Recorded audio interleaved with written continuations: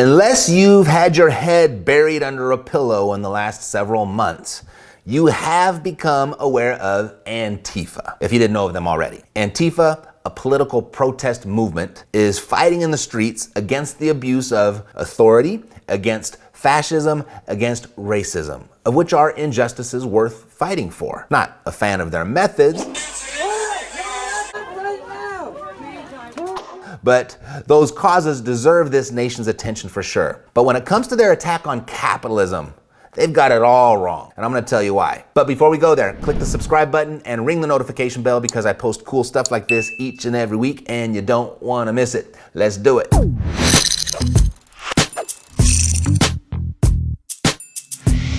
Hi, my name is Matt Theriault, CEO of Epic Real Estate, where we show people how to invest in real estate with an emphasis on retiring early. And Antifa's attack on capitalism is a direct attack on your ability to retire early. And here's what I mean. Antifa is a political protest movement made up of self-ruling groups united by their militant opposition to fascism. Fascism is a form of forcible suppression of an opponent wielding a strong command over a society. Now here's some irony with their name being Antifa. It's short for anti-fascism. You see, they fight alleged fascists, their opponents, using forcible suppression, wielding their command over them. Quite hypocritical, as they use the same tactics they condemn their enemies for using. But that's not really what this is all about, just something I noticed, perhaps a topic for another time. What should concern you as a real estate investor is their attack on capitalism, our economic system based on private production for profit, which includes the ownership of private property and the recognition of property rights, which directly affects real estate investors and those using real estate to attain their financial independence and their early retirement. Translation, if you do too well for yourself, Antifa wants to take what you've earned and give it to someone who didn't earn it. Oh, Mrs. Johnson, you have too many rental properties. I know you saved your money and you worked hard for these, but we're gonna take some of them. We're gonna take most of them away and just give them to people that don't have any, just because they don't have any. As a society, we're standing on a very slippery slope at the moment. And that type of idea, as crazy as it may sound to you right now, isn't too far down the slope. There are people in powerful government positions as we speak that like the sound of this redistribution of wealth in the name of humanitarianism, ignoring that it's been proven over time, many times, to be a deterioration in human welfare. And I'll get to that in a minute. Now, I'm all about charity and helping those in need. I do it already, I do it frequently, and I do it abundantly. And it feels good to voluntarily do so. So there's a part of me that can understand how these progressive ideas are catching on.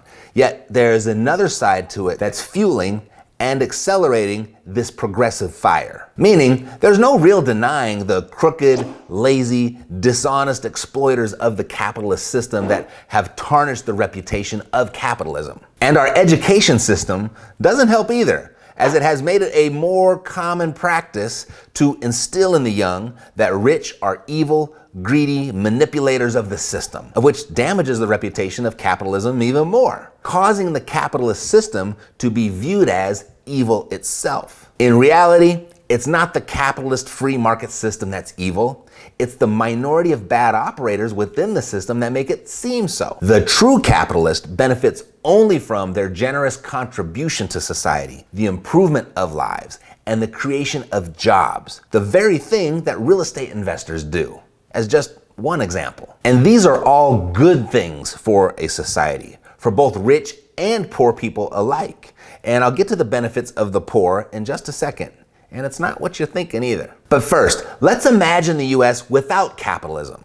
And you have to look no further than your experience at the DMV. You've got long lines, you got non-negotiable fees, you got slow and often rude customer service. Or maybe look at your experience at the airport with TSA. Similar experience to the DMV. Or in a real estate context, have you ever lived in government housing with its lack of freedoms, lack of choice, lack of quality, poor conditions? Now, imagine those same experiences and conditions when it comes to your next doctor visit. Imagine those same experiences and conditions when it comes to your next visit to the grocery store. Slow service, rude service, non-negotiable fees, non-negotiable policy, you got poor quality, you got poor conditions. I mean, you got this take it or leave it thing going on. You've got no choice. Going to the doctor or the grocery store would be just like going to the DMV. It's because of the incentives and competition that capitalism breeds that we live better, we live cheaper, we have options. Capitalism gives us better products and services, lower prices, and freedom of choice. But Antifa and their allies will say capitalism is harsh and leaves too many behind. Capitalism, it ignores personal hardships and it oppresses the average person through no fault of their own. It's unfair, they say. Antifa will say free market economies grow slower than those with a heavier government footprint, and that the poor benefit more in economies like that when they grow. And it's within these conclusions where Antifa has it wrong. Wrong. Antifa will shout from the rooftops, power to the people, and raise their clenched fist as they say it, and what they really mean is power over the people. Their ideas are supported by the faulty belief that capitalism keeps the lowest wage earners of a society down. But in reality, a country's lowest earners actually do much better when free markets are allowed to work, when production is privately owned, and when government's role in economic activity is limited. And this is not my opinion.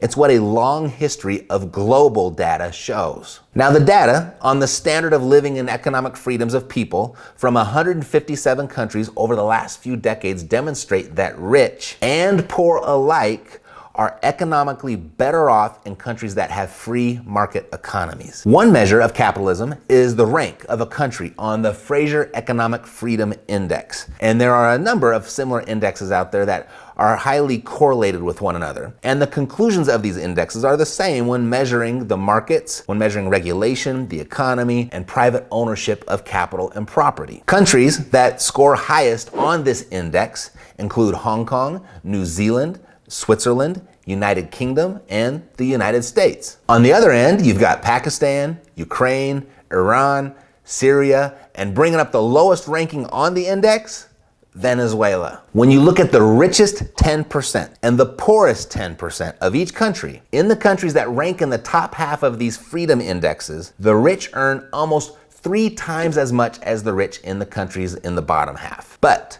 where it's most revealing, not to mention most compelling, is that in the free market half of countries, the poor bring home 6 times more than the restrictive half. Further, within the ranks of the wealthiest half of countries, the poor are more than twice as well off in those that are more free market oriented. Now, despite this strong statistical relationship between wages of the rich and poor, the movement there is not perfectly linked. Sometimes the incomes of the richest members of an economy increase more rapidly than those of the poorest members. And this fact has led Antifa and their government friends to conclude, albeit incorrectly, that rising inequality implies falling or stagnant incomes of the poor. It is true that economic development often creates a gap between incomes of the rich and the poor, even as the standard of living of the poor still rises. Case in point is Hong Kong's rapid growth from 1960 to 2000. In 1960,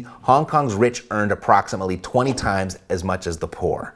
By 2000, that ratio had risen to 33 times. Simultaneously, however, the income of the poor increased 5-fold, making Hong Kong's poor population of 2000 far better off than the poor of the earlier generation. And much more recently, Vietnam witnessed similar effects in their economy. General economic growth tends to benefit all. A rising tide in an economy in a free market system really does lift all boats. In a government-controlled society absent of a free market, those boats, they sink. And there's a very good reason as to why this happens. You see, Antifa and their affiliated groups' ideas of redistribution and socialism, it may sound and feel good to many, as it promises prosperity, equality, and security to more of the population. And indeed, it may even have a short-term positive effect for society's poor by way of increasing their disposable income. But very much like how a pyramid scheme is ultimately unsustainable because it is based on faulty principles, socialism is unsustainable in the long run because of those same faulty principles. You will eventually run out of other people's money to pay for everything.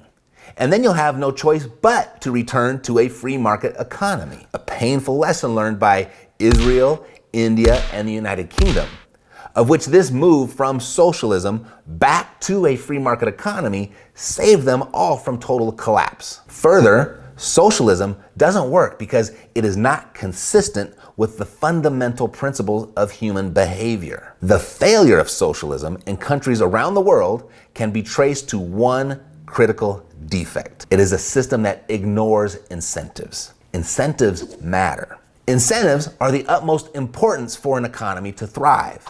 By failing to emphasize incentives, socialism is a theory inconsistent with human nature and is therefore doomed to fail. What every country that embraces these types of socialist ideas tends to find is they're nothing more than a temporary patch, a band-aid.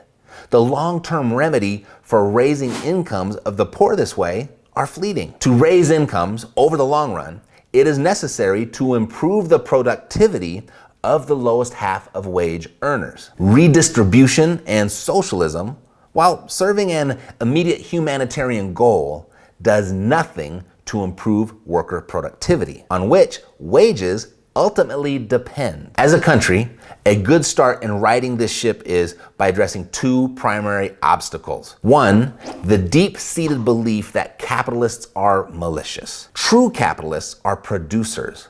When they enrich society by supplying items of great value, they receive accordingly, as they should, by enriching society. And two, the training of generations within our school system to become wage earners instead of entrepreneurial capitalists. Our education system continues to pump out individuals who confuse the difference between an asset and a liability within a capitalist economy. We were all taught that our job, money, and our personal residence are assets, when in reality, you can't own a job. Money is no longer real, and the only asset of a personal residence is the mortgage. I mean, unless someone is paying your mortgage and paying you to stay there, it is not your asset. It's the bank's asset. The authentic entrepreneurial capitalist has a different view on what defines an asset. That definition begins when one finds solutions to common problems, improving the quality of life for those they affect. They are generous,